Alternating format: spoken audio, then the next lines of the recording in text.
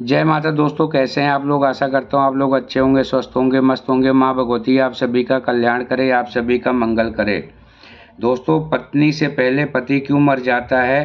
क्या आपने कभी गरुड़ पुराण से गौर किया है कि बहुत से घरों में पत्नी की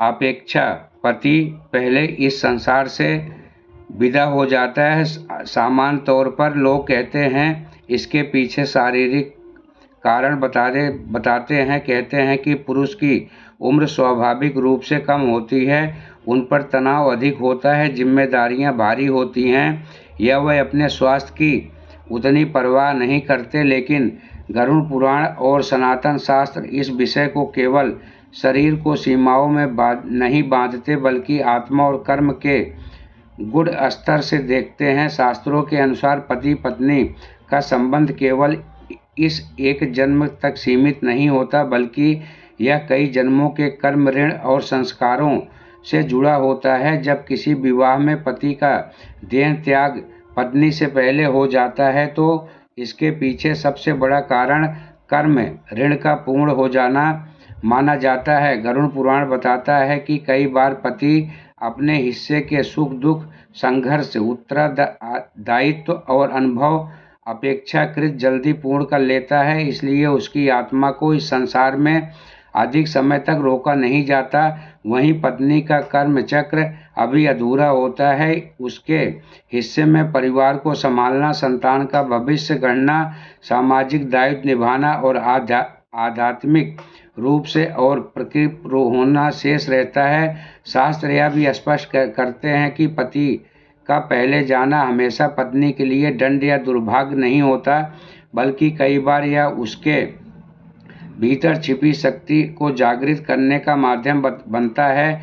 इस अनुभव के माध्यम से पत्नी के भीतर सहन शक्ति, आत्मनिर्भर धैर्य और चेतना का विकास होता है, जो उसे केवल एक व्यक्ति नहीं बल्कि पूरे वंश और समाज का आधार बना देती है। यही कारण है कि सनातन दृष्टि में इसे केवल मृत्यु की घटना नहीं, बल्कि कर्मों की पूर्णता और आध्यात्मिक यात्रा के चलते चरण के रूप में देखा जाता है। एक ऐसी सच्चाई जिसे समझ लेने के बाद जीवन, विवाह और कर्म को देखने का नजरिया पूरी तरह से बदल जाता है।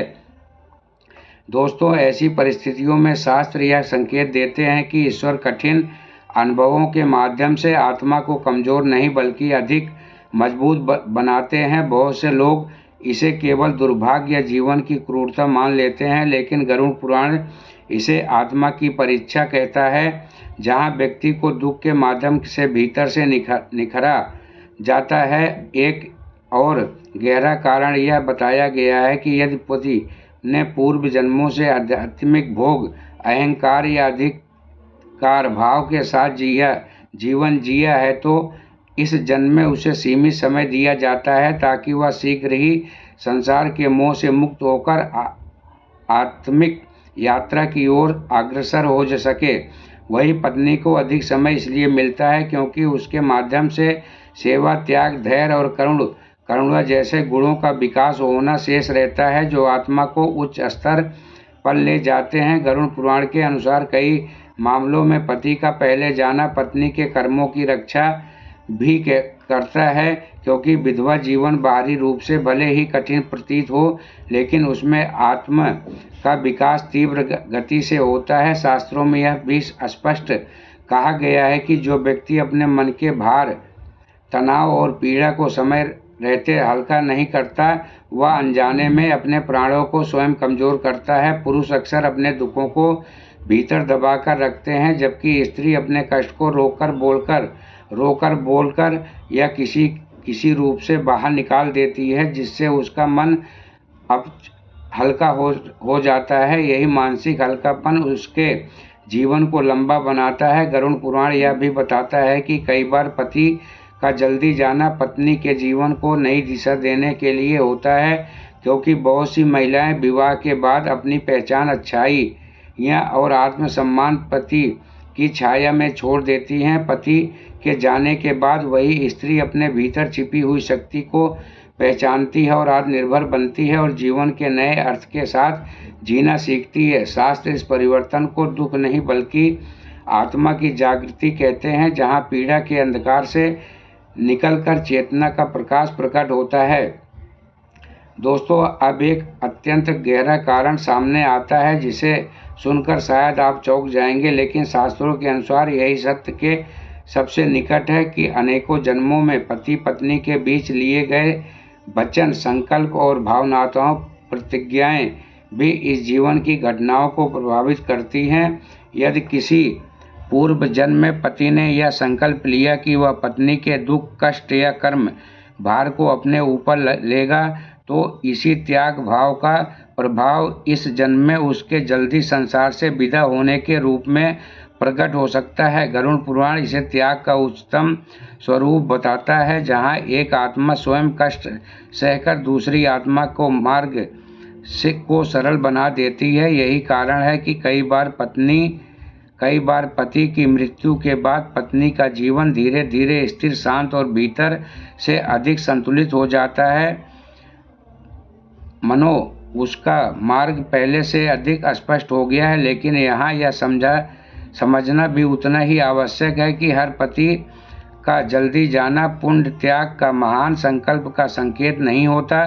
शास्त्र स्पष्ट कहते हैं कि कई मामलों में यह गलत कर्मों, नशे की आदतों, क्रोध, अहंकार, संयम और लापरवाही जीवन शैली का प्रत्यक्ष परिणाम होता है। शरीर के साथ किया गया अन्याय भी कर्म बनता है और वही कर्म आत्मा पर भार डालकर आयु को घटा देता है। जो पुरुष अपने स्वास्थ्य, परिवार और दायित्वों के प्रति लापरवाह रहता है, वह अनजाने में अपनी आयु स्वयं कम कर लेता है। इसके विपरीत पत्नी प्रायः अपने स्वास्थ्य को पीछे रखकर भी परिवार को प्राथमिकता देती है, लेकिन उसका भावनात्मक संतुलन, सहनशीलता और दुख को बाहर निकालने की क्षमता उसे लंबे समय तक जीवित रखती है।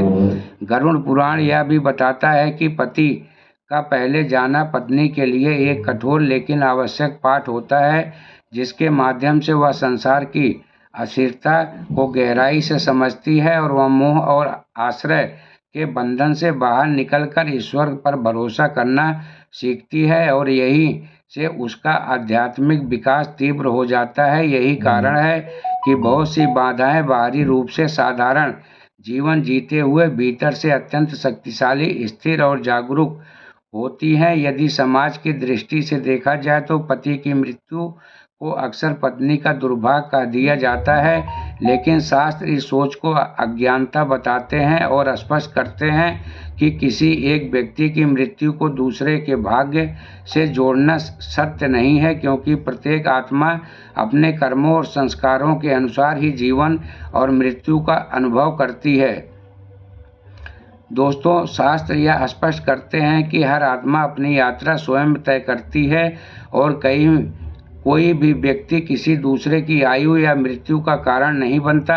पति का पत्नी से अब पहले जाना पति के जीवन का अंत नहीं, बल्कि कई बार एक नए अध्याय की शुरुआत होता है, जहां वह स्वयं को गहराई से पहचानती है और अपने कर्मों पर विचार करती है और आने वाली आध्यात्मिक यात्रा के लिए स्वयं को तैयार करती है। यही कारण है कि गरुड़ पुराण बार बार यह शिक्षा देता है कि मृत्यु से डरना नहीं चाहिए, बल्कि उसे गुरु की तरह स्वीकार करना चाहिए, क्योंकि वही जीवन का सबसे बड़ा और सबसे कठोर सत्य सिखाती है।